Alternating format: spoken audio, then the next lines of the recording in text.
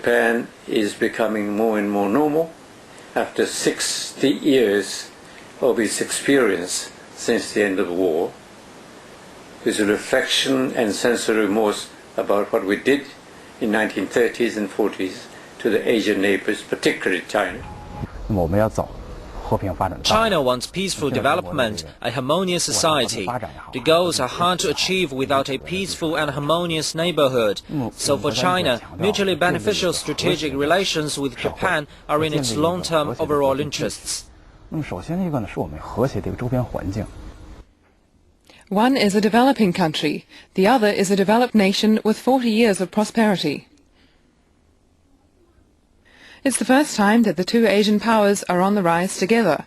So what are the prospects for coexistence?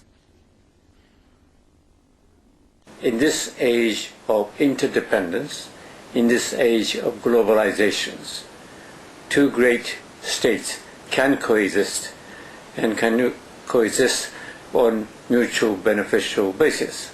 That is exactly the theme that was enunciated 2 years ago by Mr. Abe's meeting with Hu Jintao, namely the mutually beneficial strategic relations are the model of Japan-China relations.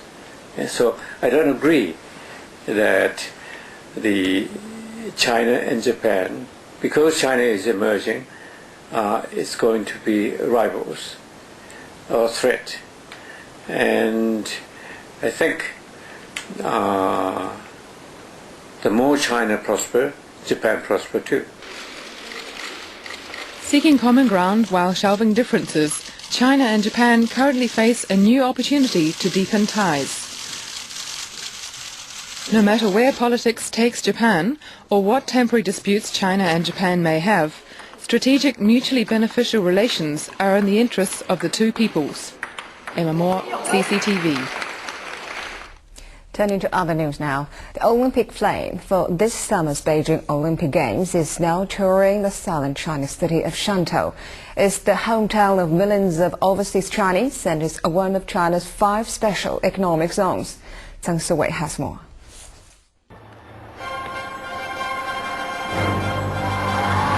It's the Olympic Flame's 4th and last stop in Guangdong province in southern China.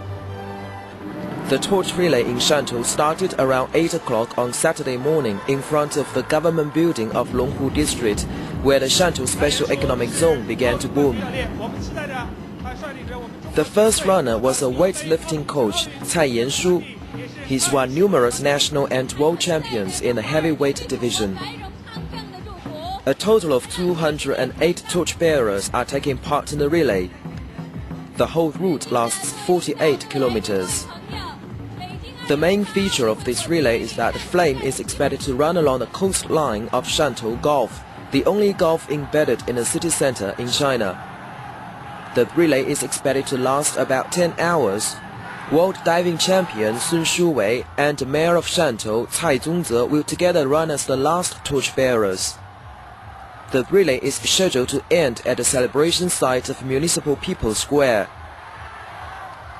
Following its tour in Shantou, the Olympic flame will head to Fujian province in eastern China for the next leg of the torch relay. Zheng Sui, CCTV.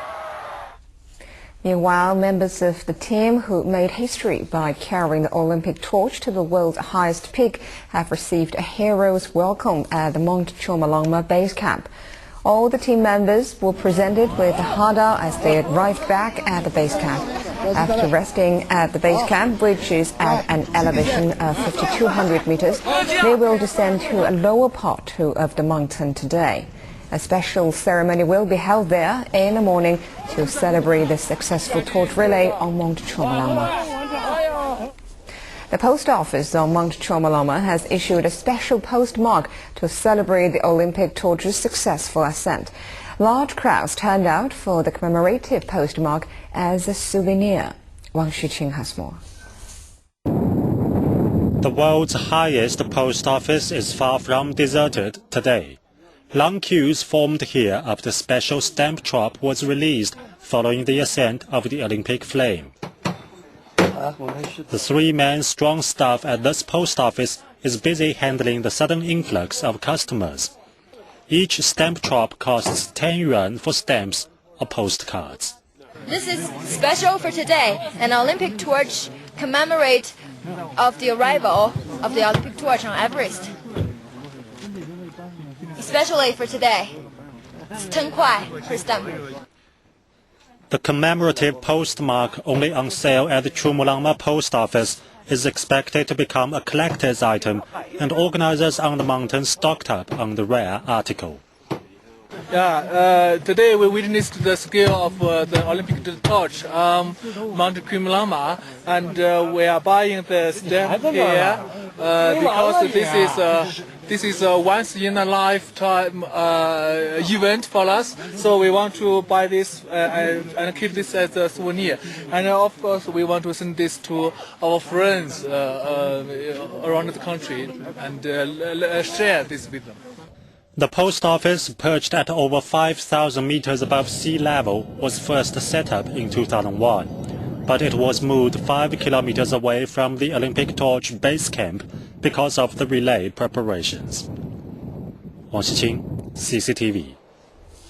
GDP growth has slowed in the Tibet Autonomous Region, dropping by 6.6% in the first quarter.